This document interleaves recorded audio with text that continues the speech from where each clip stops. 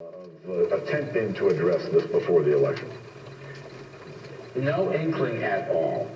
You didn't make it last year. That great New York Times Magazine story went through it, and I guess there was a tax hike at the end that stopped it out. The president lost his courage. We had an agreement. Eric Cantor and I were in the Oval Office with the President of the United States. There was an agreement. And 2 days later, the president comes along and wants a $400 billion tax hike. I said, Mr. President, you know this is not going to happen. We've talked for months. You know, I'm not going to put another dime on the table. I've already put revenue on the table. But only if you're willing to have real reform of our entitlement program. And he walked away from it. It's sad. Really sad. Let me say, I interviewed yesterday former Florida Governor Jeb Bush, okay? And he's talking about how both sides are going to have to make a compromise of some sort. Now, he said, he was asked a question in the House Budget Committee. He said, would you take 10 to 1? Would you take $10 of spending cuts for $1 revenue increase? And he said, yes, he would. And I want to raise a second point. I've heard Governor Chris Christie a couple times say that, look, politics is about compromise. You can compromise without giving up your principles. That's called leadership. I want to ask you, would you be prepared to compromise in a deal with President Obama? I was last summer willing to find common ground. I don't think compromise is the right word. What is the right word? I don't find any common ground. I didn't expect the president to walk away from his principles, and I don't think the president expected me to walk away from my principles. But having said that, the American people expect us to find enough common ground to address the problems in our country. And there was a lot of common ground that was being discussed. But I do believe it's important for leaders to look for that common ground and to move and to act. What we need here in Washington are more leaders with more courage, and conviction to do what the American people want. If you look at what happened in Wisconsin the other night, right? Scott Walker, the new governor, took bold action to try to do what the people of his state needed, and was rewarded for his courage.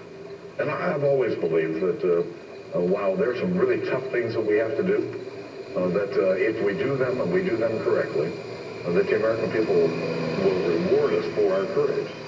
And I told the president, there's no place I won't go, Mr. President, to work with you if I think it's in the best interest of our country.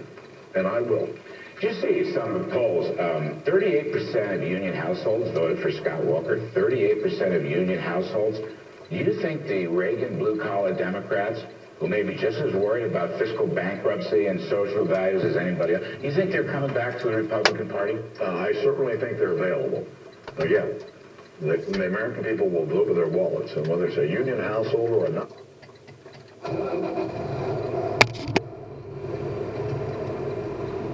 Healthcare costs higher, and your incomes are flat if they have a job. What does Mitt Romney have to do to get those blue-collar households? That could be a swing factor in this election.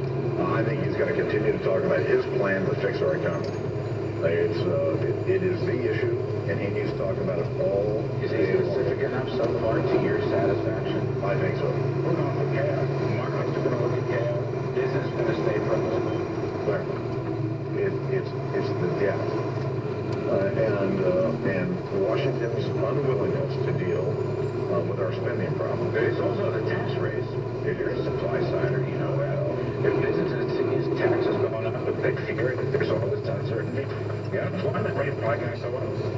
You'll be accused of wanting to have a bad economy. The White House will say that. I didn't go down to Pete Peterson's debt summit to give a very detailed speech about the challenges that we face because I'm on a root for that economy.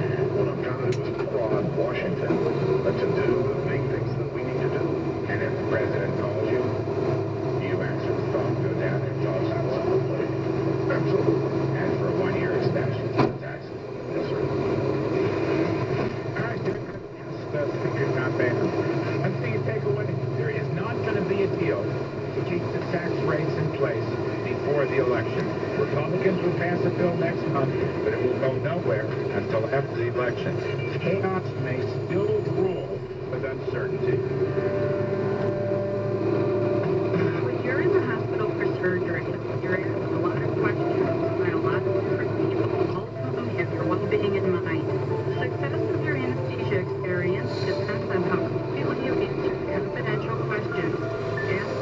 certified registered nurse anesthetist. Be honest about your medical history.